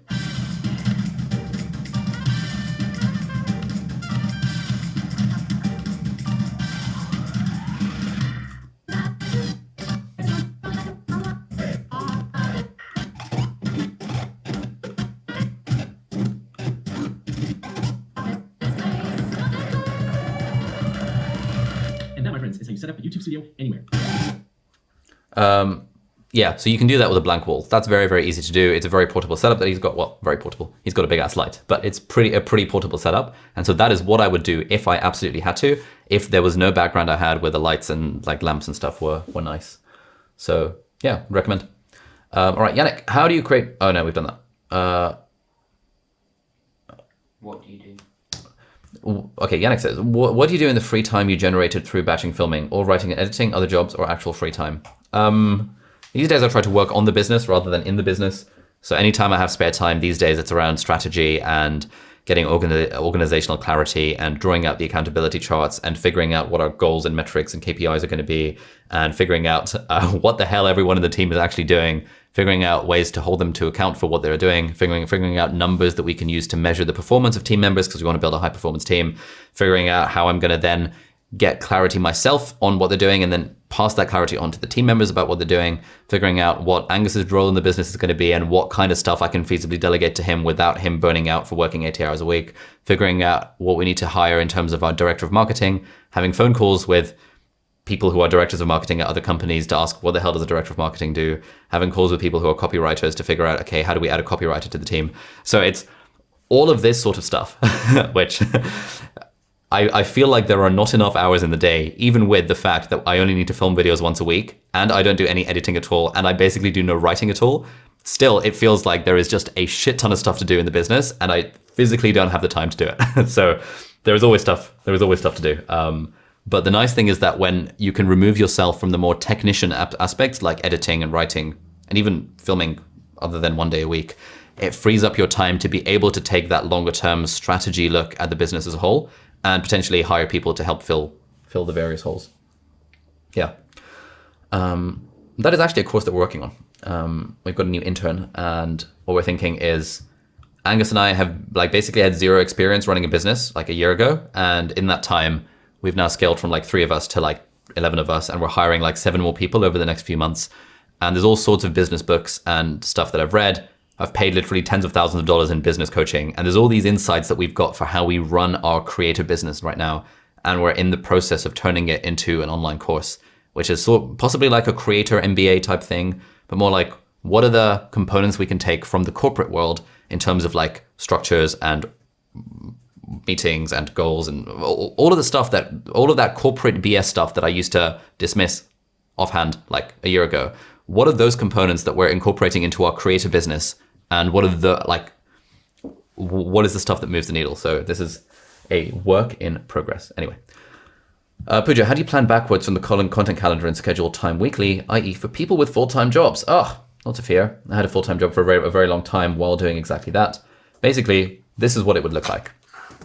Let's go on the content calendar. It would be like, okay, cool. So so I need a video next week on this, and let's see, sponsor.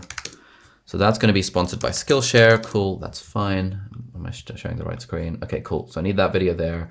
And then how to work in a team. Okay, cool. So let me look at my calendar. Okay, so I'm on call on Saturday night, and so I can sleep a bit on Sunday, and then theoretically on Sunday evening, I should be able to record how to water plants productively and how to work in a team. And I'll make sure that Skillshare sponsored. And then, maybe on Sunday evening, I can also record how to work from home. And that's being sponsored by Audible. Okay, fine. So I know I've got a night shift on Saturday night, which means that I suspect I'm going to have like probably 2 or 3 hours of downtime in my breaks and like dinner and stuff. And so, okay, in that time, I need to write these 3 videos. Okay, cool. Add to my to-do list. Saturday night shift. I would literally have my piece of paper, which I'd be using to record nurse has bleeped, patient needs a blood transfusion, patient needs whatever. I would have this jobs list. And at the top of that list, in like a little box in the corner, I would have it to do write video, how to water plants productively, write video, how to work in a team, write video, how to work from home. And as the night shift would progress, I would cross these things off because I was writing them down in Notion or in Evernote before Notion was a thing.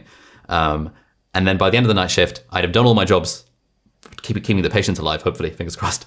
And I also had planned those 3 videos in terms of bullet points so that the next day when I had a day off and had a few hours to film, I was like, bang, bang, bang. That was how I was planning videos when I had a full-time job, which is very like surprisingly doable. Maybe if I had a job that literally required me to be on 24/7, like for the entire 10 hours while I was working, I couldn't take any toilet breaks, I didn't have a lunch break, maybe then this wouldn't have worked. But even on days where I was like super, super, super busy, we still have a lunch break in medicine. Like unless someone is literally dying, you can always take time for lunch. And in the lunch break, I'd be sitting in the doctor's common room, munching on my Burger King or whatever, with my iPad open in front of me, planning out video ideas. So there are always ways to plan out video ideas while you have a full-time job. In a way, easier said than done, but this was my life for like 3 years. And so I have very little empathy for people who say they don't have time to plan videos while they're working a full-time job. Maybe I'm privileged and in medicine we just have more spare time than in other jobs, but yeah, that was that was the vibe for a solid 3 years. How do you organize your files for videos? Do you have a file template set up for all of the videos? No, we just take the file and upload it to Google Drive, honestly. Like, we have a folder of new videos.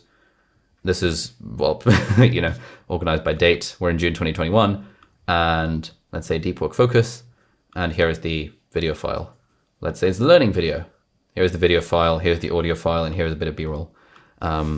That was literally how I was doing it. Even when I didn't have external editors, that would just be the folder and file structure on my hard drive. So nothing fancy at all, literally just video file, audio file, relevant B-roll, all goes into a folder. Okay, Yannick, is there such a thing as overdoing it with number of videos per week? You mentioned wanting to publish 4 videos a week. Why? Okay, I spoke to a guy called Evan Carmichael about this. He's got 3 million subscribers on YouTube and has like a dozen YouTube channels, which have like several 100,000 subscribers each. His theory was, unless you're publishing like 3 times a day, you don't need to worry about overdoing the content. This is like, obviously, all else being equal, you would rather have 1 good video a week than 2 bad videos a week. But provided you can keep up the quality of the videos, there is no harm in publishing more often. The reason we want to publish 4 videos a week for the Part-Time YouTuber Academy YouTube channel is because I feel like we have literally hundreds of videos that we could do, that we're taking all of the knowledge we have in our heads and in this course, and we've learned through about growing on YouTube and just flooding it onto YouTube.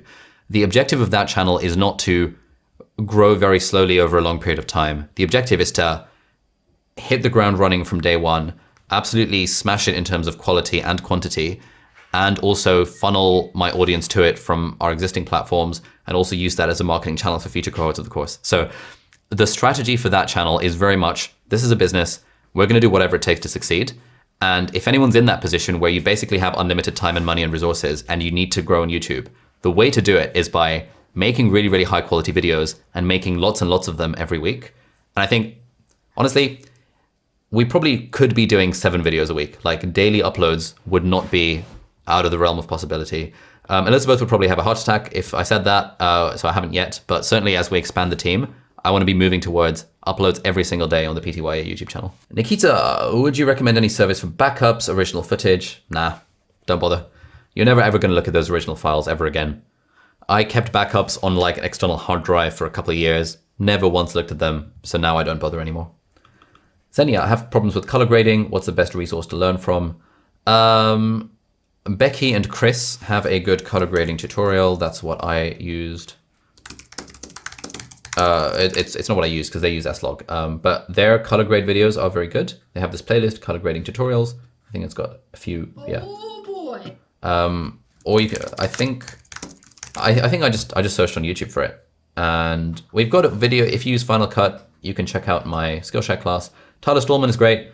He's a friend of mine. This is probably a good video. I didn't need it because it was 6 months ago and I don't edit anymore, but absolutely you can learn how to color grade on YouTube. You also don't really need to color grade.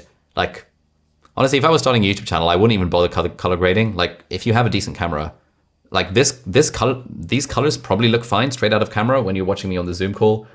I don't really have a need to color grade. I could probably like lift the shadows a little bit just to get a little bit more of a cinematic look.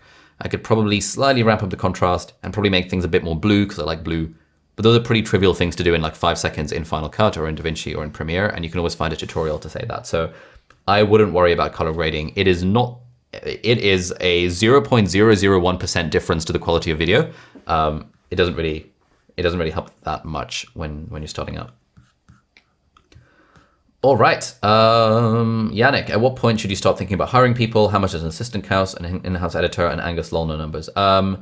Okay, you should hire an editor basically as soon as your time is worth more than $10 an hour, because you can find a decent editor for around $10 an hour and / around like $30 to $100 per video. So if your time is worth more than $30 to $100 per video because you have a job, you should outsource editing. At that point, the question you want to ask yourself is, what are the bottlenecks in my production process? How much time am I spending on each of these things? Do I need to be the one spending time on those things? At that point, you want to read the book, The E-Myth Revisited by Michael Gerber, and you want to ask yourself, okay, who do I need to hire to fill these spots? I can be public about this because these numbers are public on my website. Basically, everyone we've hired recently, like the writers, they all start on £33,000 a year as like which is I think about $40,000. So 40K is like the full-time annual salary of most of the team members because they're all on the same thing, which is public on my website. I am now looking to hire like a director of marketing with like 10 years of experience. I spoke to a director of marketing with 10 years of experience yesterday, and he said, you probably need to pay someone $130,000 for that to be like worth their while. And so our next director of marketing is probably going to be making in the region of $130,000, which is way more than anyone else on the team is making, obviously, because that's the sort of market rate for someone with that level of experience. So yeah, allegedly. How much an assistant cost? Depends what they're doing. You can get, in the UK, you can get a decent personal assistant for £19,000 a year, or around $25,000 a year. That's how much a full-time personal assistant costs.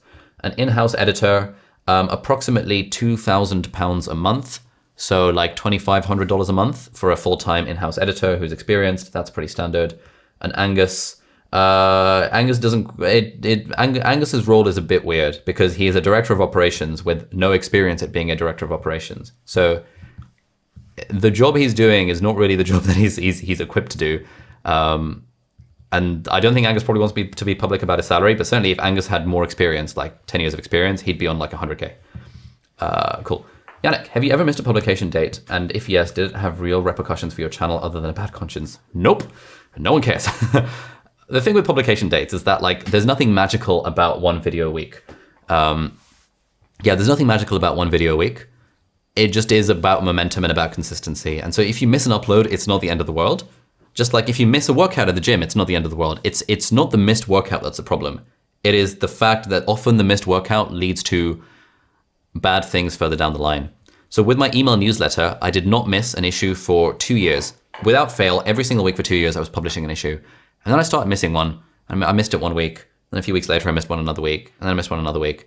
And just the fact that it became optional meant that for the last like 2 weeks, we haven't published a newsletter, last 3 weeks potentially. And now I've gotten out of the habit of it. So that is why one video a week is like a thing. Having said that, I would be very scared to miss a publication date now because there is a sense of what if the channel loses momentum because I've missed a publication date? And everything is going so well that I do not want to go anywhere near the risk of channel momentum falling because I've missed a publication date. When you say whenever a project is part of my agency, what does that mean? What does a YouTube agency do? And if I get to 1 million subs by the end of the year, can I join yours? I am part of a fantastic agency called Standard. You don't need to be at 1 million subs to join Standard. Elizabeth joined Standard when she was at like 20,000 subs, something like that. Our mission is to empower independent creators. There's like, they do sponsorships. They're great. It's a great community, branding, blah, blah, blah, blah, blah, blah. Oh, that's Thomas Frank. Hello. And there are a ton of creators who are part of Standard. You can find a list over here. Oh, there's Elizabeth. She's one of them. The thing an agency does is broadly, they help you get sponsors for your content. Usually you have to be at a reasonable size where sponsors are actually going to be reaching out to you. So I think around 20,000 subscribers is the minimum. Around 20,000 subscribers I would suggest is the minimum. I would suggest that unless you're getting large amounts of sponsor inbound from high quality sponsors, don't worry about the agency thing just yet. You can always email, if you hit 20K subs and you want an intro to Standard, I'll happily give you an intro to Standard and we'll see if it's a good fit. The way Standard choose their creators, it's partly around, is it like someone who's educational-ish? And is it someone who is sort of have a good influence on the world on average? Is it someone who's not like particularly right-wing, some kind of political leanings there? And for smaller creators, is it someone who's kind of somewhat underrepresented?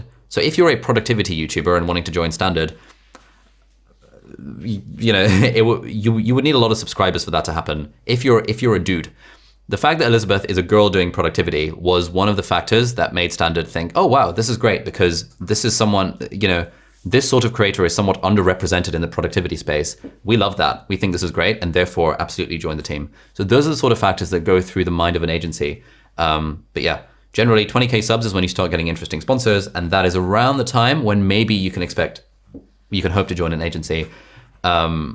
But around a few 100,000 subscribers is where most of these people in the agency are at. So yeah, most people in Standard probably have a few 100,000 subscribers.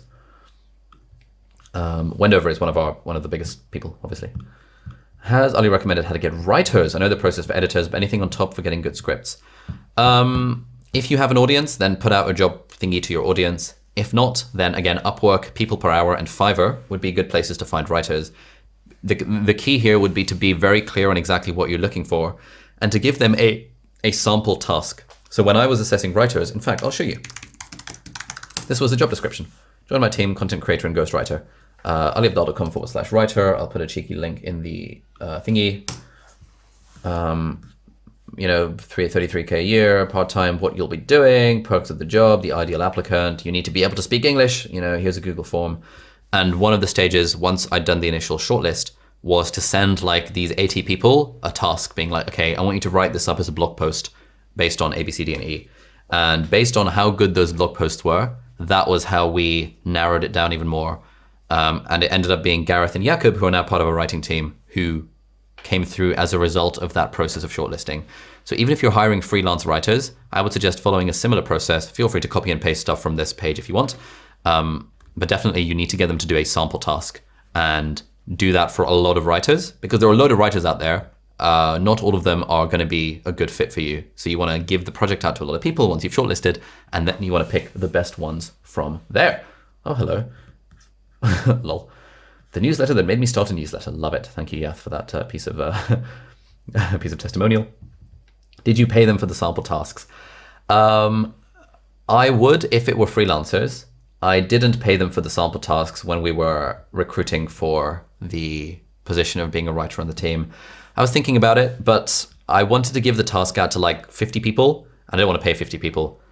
If I were doing it again and I were doing repeated rounds, I probably would pay them for the sample task. But the sample task was only meant to take like 2 or 3 hours. And I think 2 or 3 hours for getting a job that's potentially full-time with someone like me, lol. I think it's reasonable to put that amount of effort into it without getting paid. And finally, Ginger says, are there times you watch your bullet points but can't come up with what to say? Yes. That often happens if a video has been written by someone else. So earlier today, I was recording one of the videos that Gareth put together for us. And I made the mistake of not looking at it before actually doing the video. So let me show you what that looked like. So that was the video of, let's look at the calendar. I'm trying to live more intentionally. And so the bullet points for this video, if I show you page history, where is it? So this is what the bullet points look like. You know, there wasn't a clear hook. There was pillar 1, wisdom, pillar 2, courage, pillar 3, justice, and pillar 4, temperance, where he had a few like Ali example doing magic, or Ali example over here, or Ali example, this YouTube business, blah, blah, blah. And as I was looking through this and thinking, okay, how would I film this? I realized that this would be a bad example. This I didn't really have an example for. This is kind of not true because the YouTube business is about money and stuff for me, and it would be disingenuous to pretend that I make YouTube videos primarily for altruistic reasons. You know, CC book Elephant in the Brain. We all have like the, you know, I think it was JP Morgan who famously said that a man always has 2 reasons for doing something. A good reason and the real reason. And so my good reason for doing YouTube would be altruism. My real reason for doing YouTube would be that it's a business and like, you know, whatever. Either way, I went through these bullet points. I was like, okay, this isn't really quite right. And so I spent about 10 or 15 minutes when Angus was like, Alec, come on, we need to film. We've got PTY at 4 p.m. I spent a little while going through them and just adding a little bit more to the bullet points. So we added a hook. What does it mean to live intentionally? I've been thinking about this question a lot recently as I've been working out what I want to do with my life. We added that. And then I added a few bullet points here. Serenity prayer. You know, I basically talked about the concept of like preferred indifference, which was another thing in Stoicism. Added a few examples to the temperance thing, switched up the order, added an example to courage and added an example to justice. And really thought that the key addition to this video is for each of these 4 Stoic virtues, this is what I'm reasonably good at, but also this is where I'm trying to improve. And it was that this is where I'm trying to improve that Gareth didn't quite have right. I guess it's kind of unfair to expect because it's a very personal kind of video. And so I did need to do a lot of additions to it. But yeah, like I said, it took about 15, 20 minutes to put the relevant additions into the video to make it filmable. Because what I like, I often with scripts that someone else has written, I get to the point where I look at them and I'm filming the video, I'm like, ugh, this isn't quite right. And I didn't recognize it wasn't quite right until I was literally sat in front of a camera thinking, how am I going to say this? So it does happen, and you do have to give yourself a little bit of leeway. One thing I've been thinking on the script review front is that I make it a point that for every single video that I film, I need to have at least half an hour with the writer of that video on a Zoom call to just like go over the script line by line and just make sure everything is accurate so that when it comes to the filming day, it's just bang, bang, bang, bang. Film a ton of videos rather than write and film at the same time. And certainly on days where Angus and I get together to do our filming days on Thursdays, if we have lots of videos that need me to write extra things, it really slows down the process. But that's my fault for not reviewing the videos in advance because I'm pretty lazy at the end of the day. So yeah, that is what goes on here. Anyway, thank you guys for attending the sesh. We've overrun a bit, hope you guys don't mind. Hopefully you found the session useful in terms of systemizing and scaling the production process. We talked about content calendars, we've talked about the Kanban board, we talked about the slow burns, and we talked about idea generation, content buckets, thinking in series. We talked about writing, not overthinking it. Basically, we talked about filming in batches and reducing the friction as much as possible. We talked about editing, using a BRL library, using Final Cut asset files, using Recut and tools like that. And we talked about publishing, using stuff like TubeBuddy to make it easier. And over time, all of this will add into your infinite content engine. And the idea is you have stuff coming in to the top of the funnel, as it were, through your idea generation machine, and then it goes through a series of layers and it gets spat out as content, and you have this flywheel that goes and goes and goes. And then over time, you get to a point where you just need to film once a week, maybe once every 2 weeks, maybe even once a month. And then everything else gets taken care of for you because you have built a business around being a creator and you have a team helping you with stuff. So thank you for attending the sesh. My voice is gone now, and I will see some of you for the exec coaching session in about 2 hours time. And the rest of you I will see on Monday. Have a great weekend. Come to David Perel's thing tomorrow. I should be there. I'll be in the Lake District, but I'm going to tune in because it's always really good. And come to Elizabeth's office hours on Saturday if you have outstanding questions that weren't answered in today's session. Please do continue to attend your house support sessions. Have a great time, and we'll see you next week. Bye-bye.